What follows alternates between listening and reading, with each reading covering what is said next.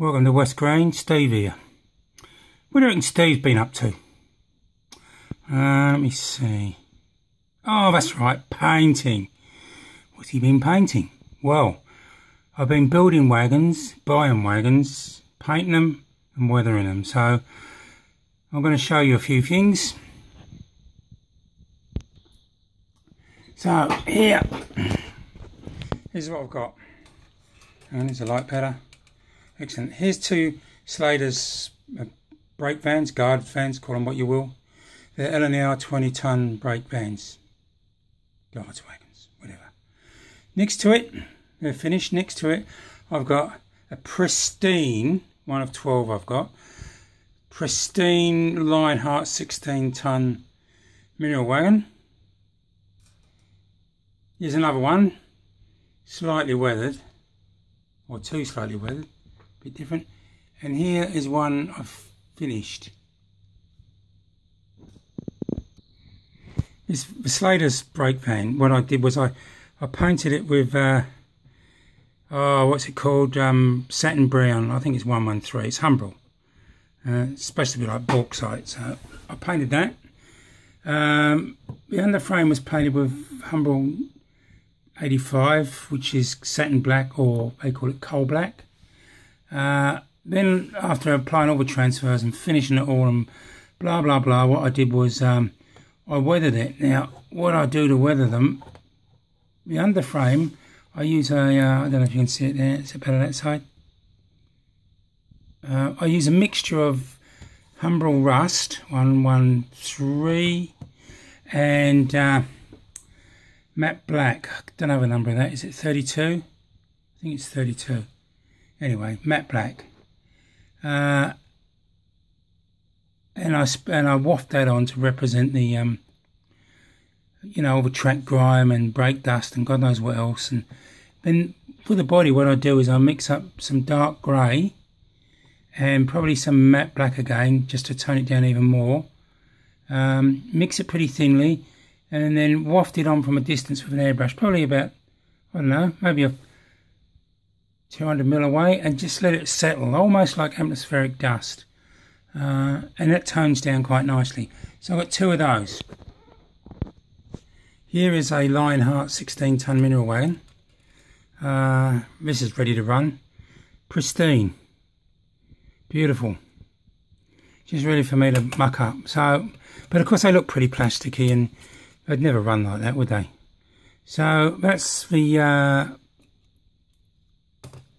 that's one straight out of the box. Here's the second one next to the first one. All I've virtually done is the same thing to the brake, what I did to the guards van. I dusted on some just atmospheric dust, and I think you can see clearly there that sort of ready, almost slightly rusty sort of tinge to the black. And that was all done with an airbrush. That's the first stage of weathering. I've got another one here. I'll show you this one. This one's a bit different. You can see this one's lighter. They don't all have to be the same. It depends when they were built and how long they've been in service for. So what I've done, now the third stage, oh, pardon me. The third stage, what I've done is to dry brush it with these paints. I saw this on YouTube. There's a channel called Galgorm Hall. A bloke called Paul runs it. Anyway, he showed you how to dry brush. So I'll put the link in my description so you can see. This is my first go. I've got 12 of these wagons. So here's 4 of them so far.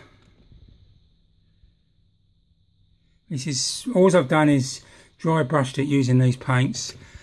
I'm not 100% happy with this one, but it's the first go, and like everything else, you expected to get it right first time.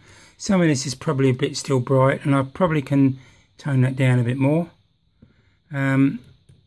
just to get rid of the glaring orange on it, or that's which is called lime. But it's, you know, pretty good. The other thing I've done is on mine, I dry brushed some rust on the brake pads, because they would get sort of rusty and just, you know, especially with the heat. So there it is. There's my full wax. So here's a completed one. I think it looks pretty good. I'm happy with it. There's one I've done. There's a new one. The other thing I could do inside is, I'm thinking about doing this, is